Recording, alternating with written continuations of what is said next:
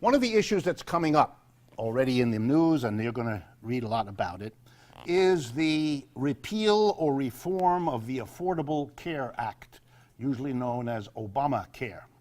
One of the signature achievements of the Obama presidency was to get a bill through that had originally two intentions. One, to cover more of the people that are uninsured medically in this country. We are the only advanced industrial country with the tens of millions of people that have no medical insurance.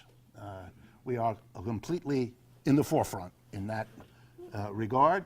And this was a bill that passed and reduced that. Didn't eliminate it, but it reduced it.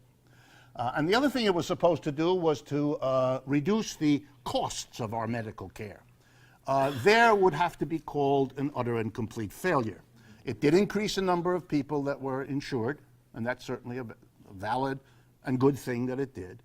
It did not reduce the cost because it didn't go after the problem of cost in the medical care. And again, just to remind you all, we have,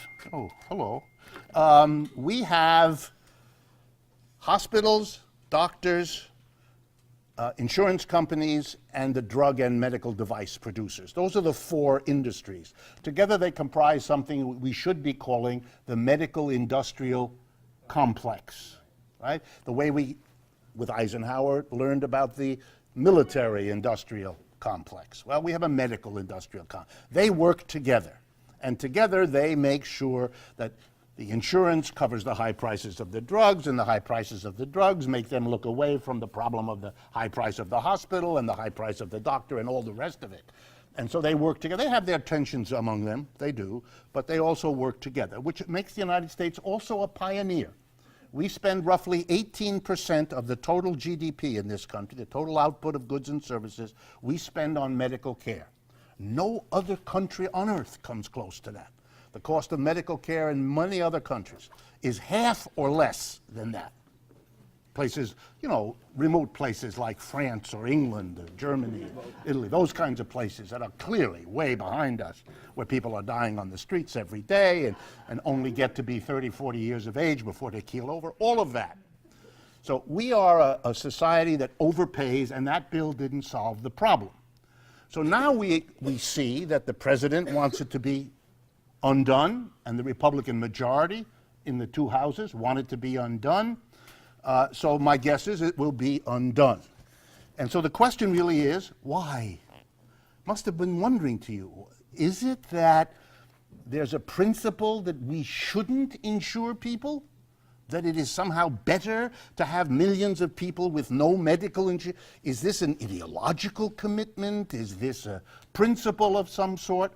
There are some people who talk like that, but not many, not many. And so I don't think we have to go there in some obvious way to look for the answer. Well, is it then perhaps something else? Could it be that perhaps the big industrial combines, the medical industrial complex, got together and wants to undo this bill? And the answer is no, because they basically got the bill they like. With more people insured, that's more business for them, paid business. They weren't required to lower their costs, none of it.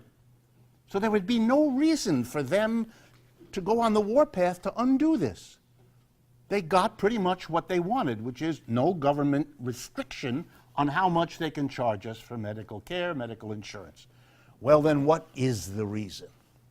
The reason is simple.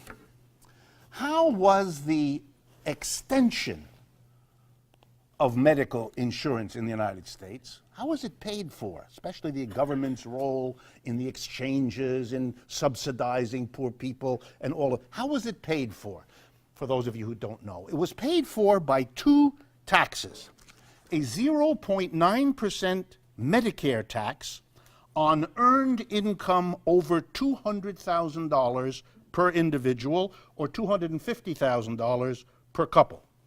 And on top of that, a 3.8% net investment income tax on income from wealth. That is, money you get not from a wage or a salary where you're paid for your work, but rather income from wealth if you own stocks and bonds. You with me then? The cost of Medicare extension, of the Obamacare, was a tax on rich individuals, 0.9%, people who earn over $250,000 a year as a couple or $200,000 as an individual, and 3.8% on people who get income from wealth. And by the way, not all people, but only people who, again, have $250,000 or more. If you earn $100,000 and you have some stocks, you're not covered under this tax. You don't have to pay. In other words, folks, Obamacare was paid for by a tax on the rich, and that's why it has to go. You understand? The Republicans and Mr. Trump want to give to the rich the tax cut. He couldn't admittedly say, one of my first acts is to give rich people a tax cut. This doesn't sound good. So instead, he's getting rid of the medical thing that imposes on us, the blah, blah, blah, blah, blah. But the issue is that Center on Budget and Policy Priorities, one of the most important government in Washington think tanks that produces really good stuff, which I use all the time, as many other economists do. They calculated millionaires will get 80% of the tax reduction that comes from not having Obamacare. Bingo. And if you want, you can see this at the end. You can just go to cbpp.org. cbpp.org. You get this document, and it has a wonderful set of charts showing that the people who will enjoy tax savings are the richest people in the United States. The top 1/10% with incomes above 3.8 million would receive tax cuts, if this repeal goes through, of $195,000 each. Are you ready? Because most Americans can't stand these numbers. And it's not because you don't get the numbers. It's because you don't want to see this. Because this is like a slap in your face while the person slapping you is giggling. Wealthy people in America are going to enjoy a $195,000 reduction in their taxes because there won't be Obamacare anymore.